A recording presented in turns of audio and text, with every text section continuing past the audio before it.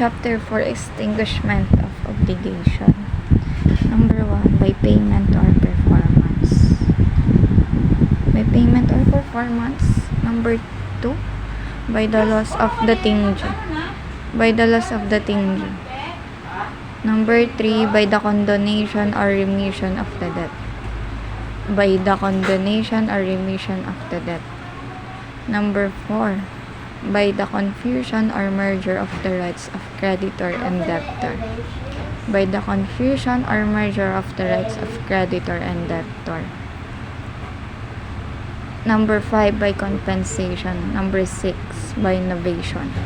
Novation. Other causes of extinguishment or of obligation such as annulment, rescission, fulfillment of resolutory condition, and prescription are governed elsewhere in this code. Additional causes are extinguish of obligation, debt of a party, personal service obligation, debt of a party, personal service obligation. Number 2, mutual desistance or withdrawal. Mutual desistance or withdrawal. Number 3, arrival of resolutory period. Arrival of resolutory period. Number 4, compromise. Compromise. Number 5, impossibility of fulfillment. Impossibility of fulfillment. Number 6, happening or of fortuitous event. Happening of fortuitous event. Section 1, ayun yung payment or of performance.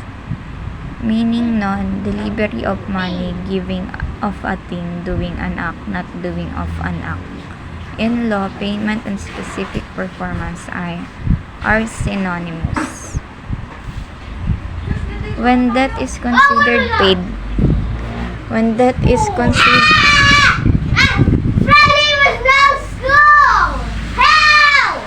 When debt is considered paid, integrity of prestation. Nakakainis eh. Integrity of prestation. Debt is not understood to have been paid unless the thing or service has been completely delivered or rendered.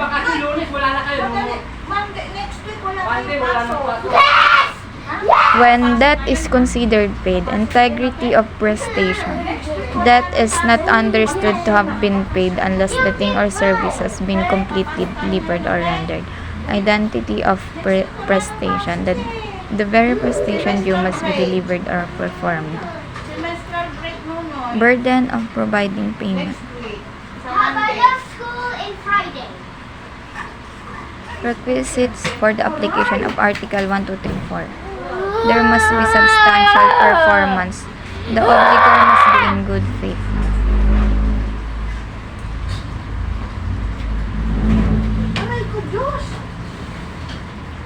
Effect of payment by a third person, made without the knowledge or against the will or of the debtor. Payer can recover from the debtor only insofar as the payment has been beneficial to the latter. If made with the knowledge of the debtor, payer shall have the rights of reimbursement and subrogation, recover what he has paid, acquire all the rights of the creditor. 6, 7, 8, 9, 10.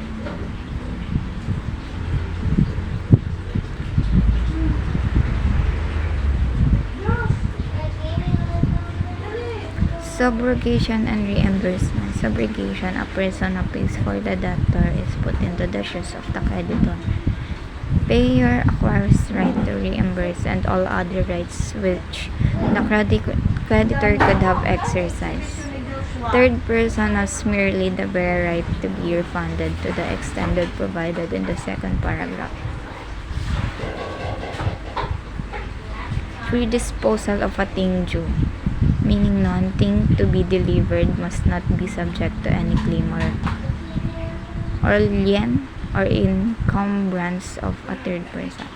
Capacity to alienate, meaning non-person is not incapacitated to enter into contracts.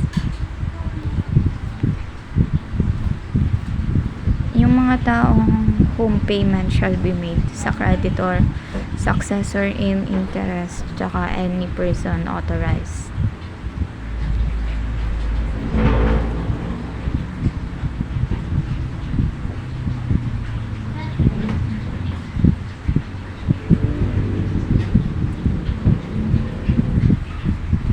When prestation may be substituted, substitution can be made if the obliged consents. Article 1244 will not apply in case of waiver by the creditor, or substitution is allowed by stipulation with the consent of the creditor. Special forms ng payment, ayun yung dation in payment, application of payments, payment by session. Tapos number 4, tender of payment and consignation. Tender of payment and consignation. Meaning ng governing law. The law of sales governs because dation is payment may be considered a special of sale.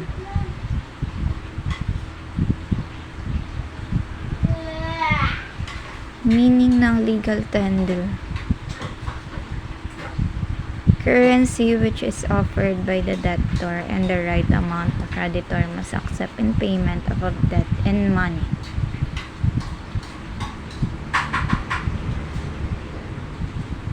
Payment by means of instruments of credits. Number 1. Right of creditor to refuse or accept promissory notes, checks, bills of exchange, and other commercial documents.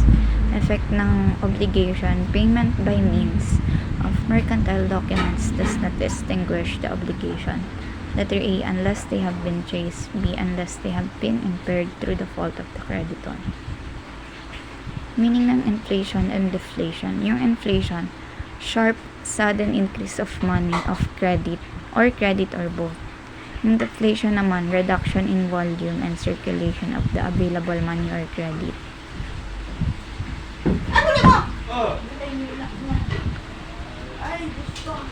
Subsection 1, application of payments. Ang dami pala na ito. Meaning of application of payments. Designation of the debt to which should be applied the payment made by a debtor who has various debts or the same kind in favor of one and the same creditor. Requisites of application payments.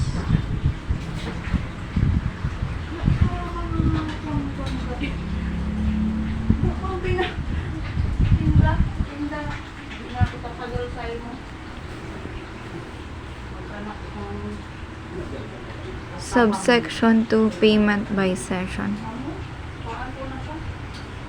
Payment by session. Meaning of payment by session, a special form of payment. Yung application of payment, designation of debt.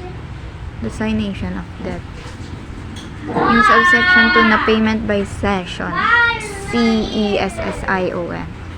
Special form of payment naman yan. It is the assignment of all the properties of the debtor for the benefit of his creditors. Subsection 3, ayun yung tender of payment and consignation.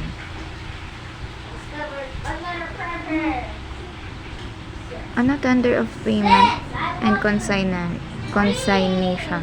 Tender of payment, ibig sabihin nun, act on the part of debtor of offering to the creditor the thing amount due. Yung consignation naman, ibig sabihin nun, act of depositing the thing or amount due with the proper code.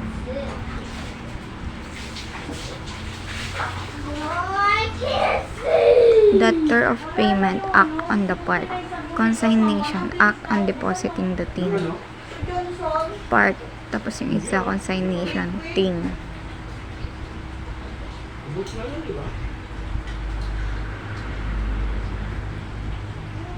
Section 2, laws of a thing due. Yung ibig sabihin when a thing is considered lost, it is understand that a thing is lost when it perishes or goes out of commerce or disappears. Goes out of commerce. Also that, kasi kinds of loss. Disappears in such a way that its existence is unknown or it cannot be recovered.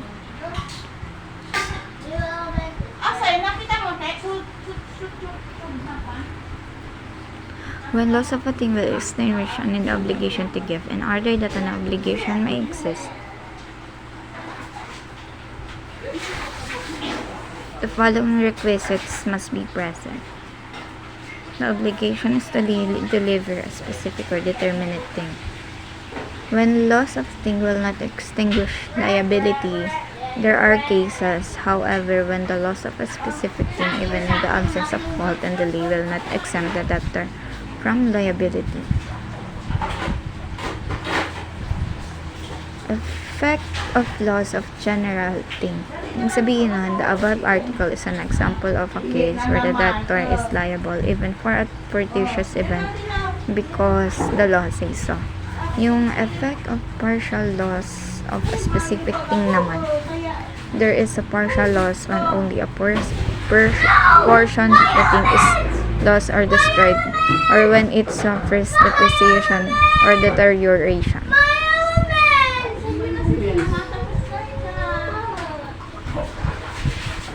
Kinds of impossibility.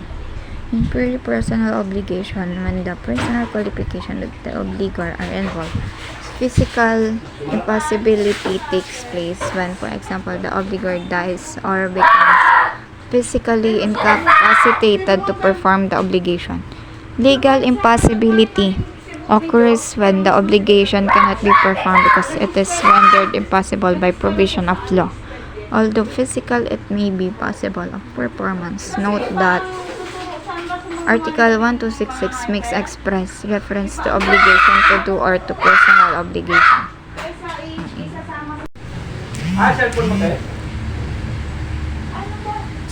Section 3, condonation or remission of debt.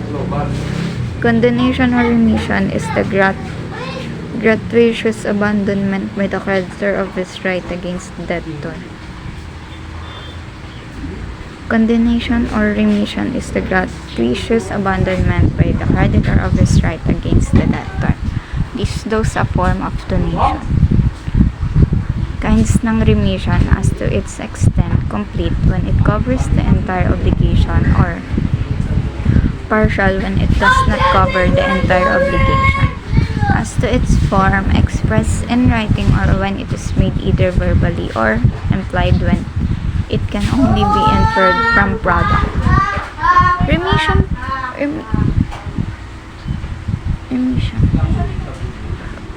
As to its date of effectivity, inter vivos, when it will take effect during the lifetime of the donor.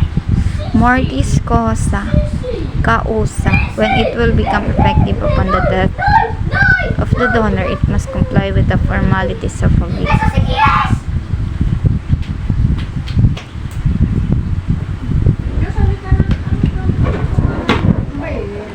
Presumption.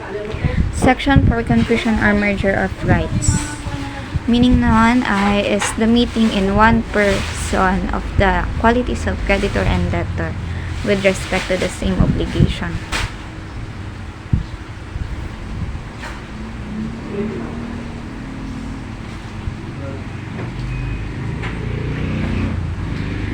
Confusion in a joint obligation.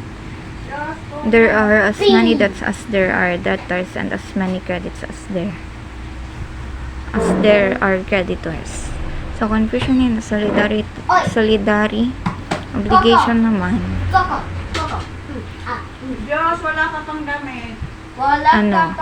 Merger in the person of one of solidary debtors shall extinguish the entire obligation because it is also a merger in the other solidary debtors.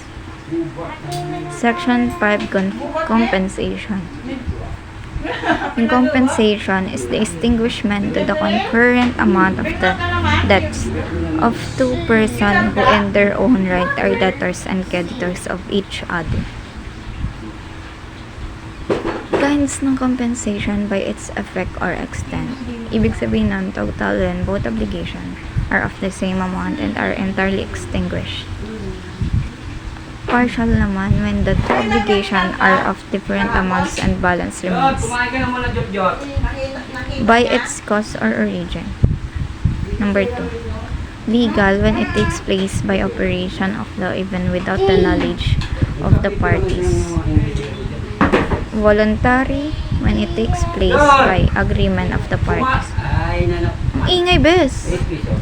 Judicial when it takes place by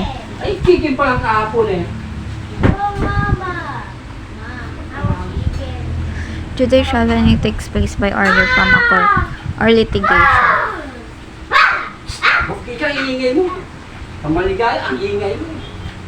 Section 6 novation. Ibig sabihin nun, novation is the extinction. Novation, extinction of an obligation through the creation of a new one which substitutes it.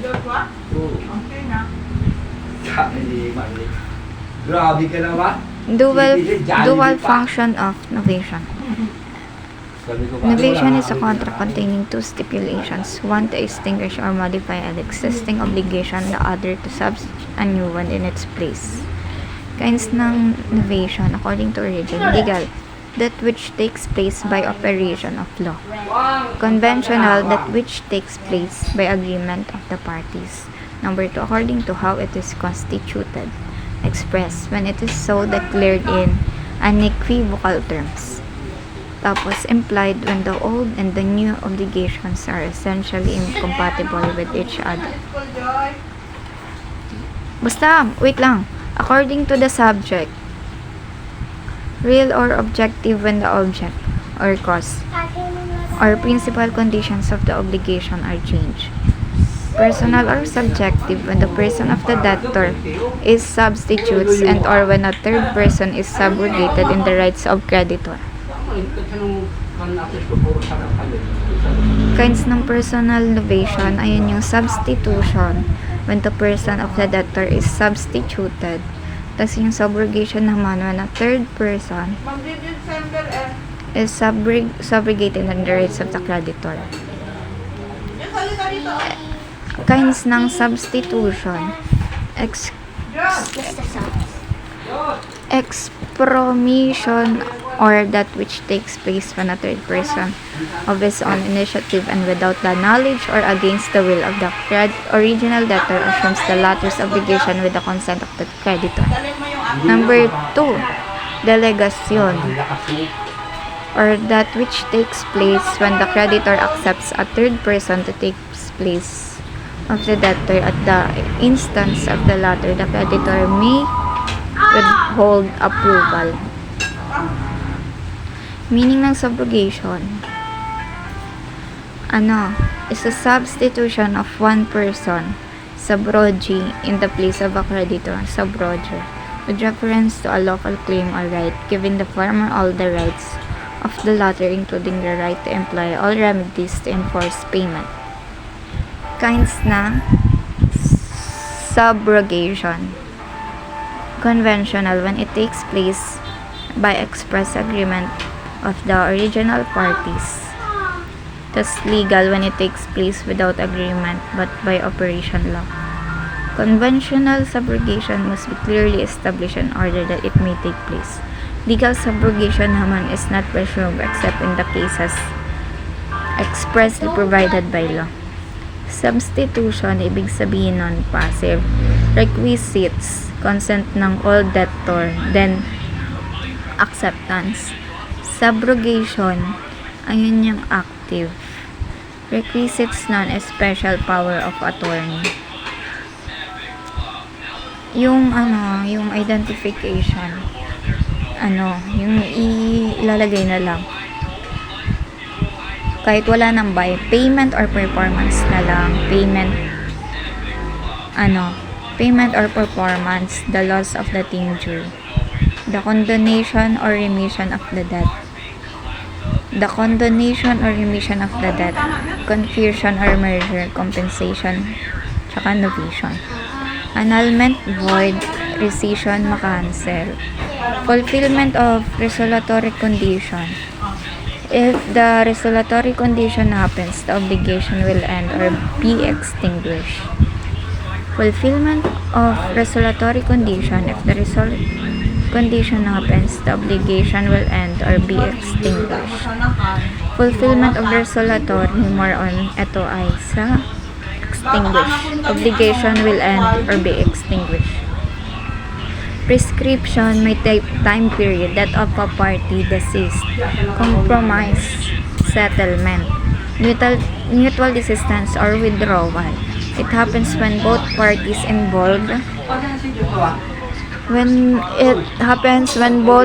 involved in a contract or obligation agree to cancel or terminate their agreement. This means they voluntarily release each other from fulfilling their obligation, effectively ending the contract. Mutual desistance or withdrawal. Both parties involved in a contract or obligation agree to cancel or terminate their agreement. Yung impossibility of fulfillment, malamang imposibleng mangyari. Ayun yan. Happening ng fortuitous event, acts of God, natural disaster.